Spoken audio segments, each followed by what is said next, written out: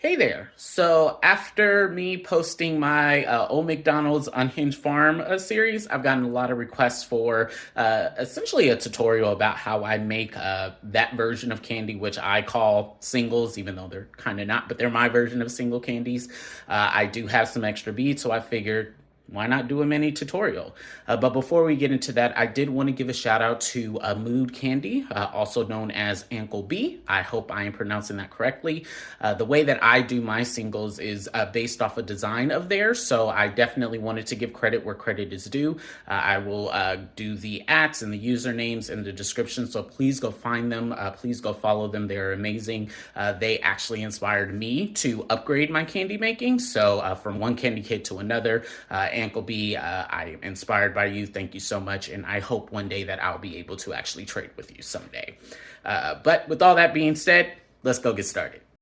Like usual, with all good candy, you're going to need a couple of supplies. The first is some string. Now, if you're like me and like to be super conscious about how much string you're using, this is a little bit, the length of the string should be a little bit less than half of the wingspan. So basically from the middle of your chest to the length of one side. But if you're not like me and you're like, it's just string, who cares? Then just get a really long piece of string and that should be fine. Also, you're going to want to make sure that you have a variety of beads. First, you should have your character beads. Now, the amount of these many type of beads really depends on you. Because the way that the design of the candy works, there will be 8 spots. So ideally, if you have 8 different character beads, that should be fine. Or if you're like me and sometimes you do not have the amount of beads that you need, 4 will be fine. And the way that it's going to work is that you'll have 4 spots with character beads and then another 4 spots with letters. For this one, I do have already the letters picked out, but the letters that will complement this will be right here. So this one will be Holy Moldy. Yeah. This is for the cheese lovers. So we'll set those aside. Additionally, you're going to want to just have, a lot of beads. I'm not really good with math on the spot, so you're going to want a lot of beads of your main color, and then a secondary color of beads. You'll need about 8 of them, and this is what's going to separate these sections out. And then finally, when it comes to adding the different character beads, I like to use these mini beads as kind of spacers for those character beads, and that's really going to help make sure that they pop up. So if you're looking for this, and please take a note of the 6.5 millimeter size. I have bought other beads in the past that were not that size and did not work, but that's what you're going to want to need. So let's go ahead and get started with it. So of course, we're going to start with the first base, and really the pattern is going to be 3 to 1. That's just how I think of it. So 3 to 1, you're going to use 3 of the main color. So 1, 2, and 3. And then after 3, you're going to put 1 of the secondary color. And that's fine. From here, you're going to do the first part of the word. So for this one, we're going to do holy. And there you go. You have holy there. So you do that, and then you put your spacer bead. And you're going to want to repeat that.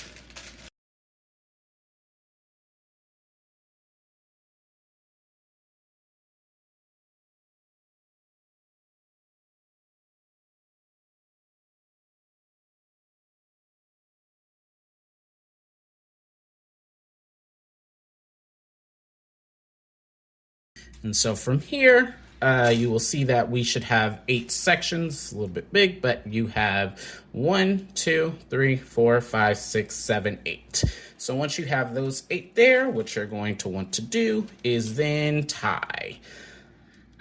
So with this one, because the letters are like 5 letters long, this one will be a little bit All right. And that is why I say work as closely to the table as possible so that you can pick up right where you left off before any accidental spills and fall offs. But what I was saying was because these words have about 5 letters in them, this one is going to be a little bit bigger than usual. I will try to make my words try to make them no more than 4 letters, but sometimes you just can't help it. So such as this one, we're just going to go ahead with the 5 letters.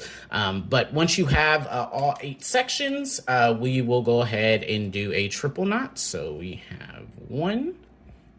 And as I mentioned before, I like to be really conservative with my string. So 2.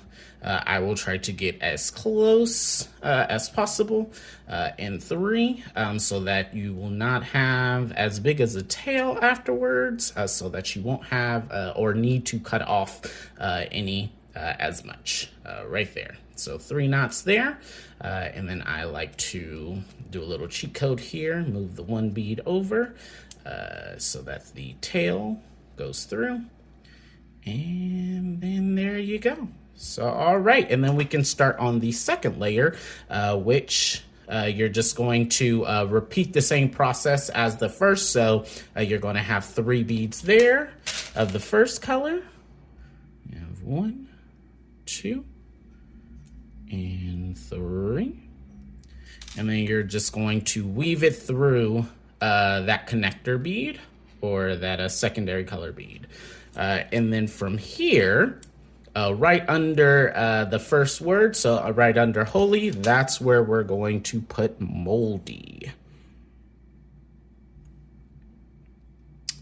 Again, because I don't want to individually put the letters on, we're just going to try to just be as simple as possible, weave it on through, and then you're going to connect it through that second bead, that secondary color bead. All right, and there you go.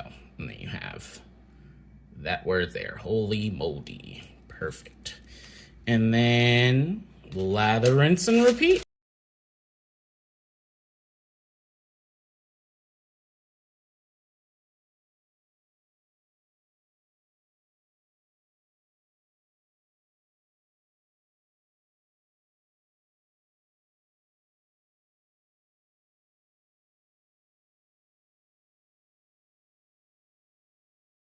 So after your last one, just go ahead, connect it through that first bead. And there you are. All right, and then I like to tuck the little tail under there. Again, tighten it up a little bit. But again, you want to make sure that you have a little bit of pull. I used to be at first that type to want to make it as tight as possible, but I promise you, having it have some pull is going to be important, especially as when it comes time to take it off and put it back on. Or when you trade it. So here we have right here, from here, I do not like to tie it off. I like to just have it there because once you start adding in the little character beads, it just, you know, for me, I find it easier. So when it comes time to introduce the character beads, what I like to do is then this is where we're going to have our mini spacer beads. So really, you're only going to need 2 per. So we'll need 1, 2, 3, 4, 5, 6, 7, 8. There we go. And so what we will do is add the character beads onto the non-lettered portions. So for here, we're going to add the first slice of cheese. 1. And then we'll have cheese. And then another one there. And then you're going to put it through that first spacer bead there. And then what I like to do once it's there, so it's attached there, and then what I like to do is just have the extra string go through the letters to kind of hide it. Perfect. And then this one I do like to pull a little bit tight, but of course making sure that the little character bead is in the right position. Pull it a little bit tight. And then we go through here. And then repeat the same thing. One spacer. For here, like to switch up the design a bit. So because the first one is pointing down, I'm going to have this one point up and fall. There. And there. And then again, just have it go through all the letters. And it doesn't really matter. You can have it go through either the top set of letters or the bottom set of letters, whichever you prefer.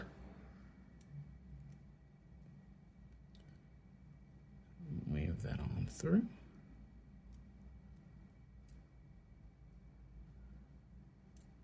Where'd you go? There we go. Oh, it was almost there. Trace it through the Y.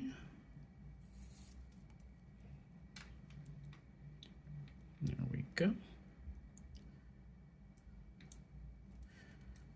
Again, a little tart pull to make sure that the character beads are on the Kandi. Not as tight as possible, but you know, it's a little bit snug. And then we have our third one.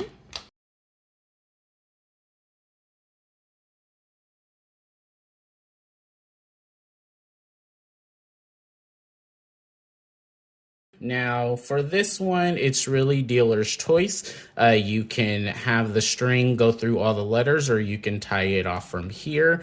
Because I do have just a little bit of string left, I am going to go ahead and weave it through the bottom one this time.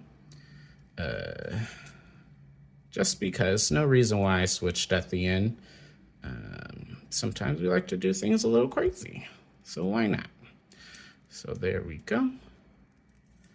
And there. And then as you go through, just make sure again all the character pieces are in place. Tighten it up a little bit. Perfect. Everything's looking all good. And then for here, make sure you pull it just to check to make sure it's tight enough or it's loose enough so that it's easy to take off and put on.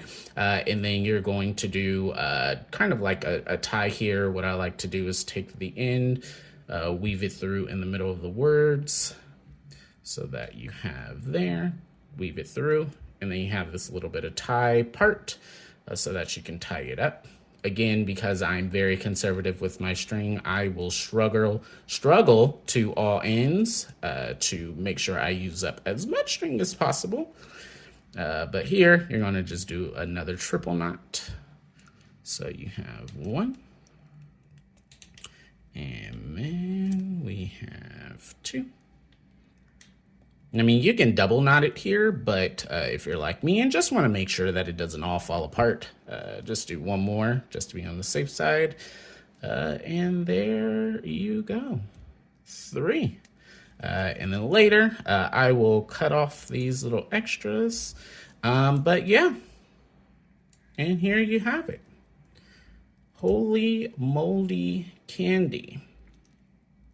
And that's it. That's how I do it. Now, go forth. Go make Kandi. I'll catch you all later.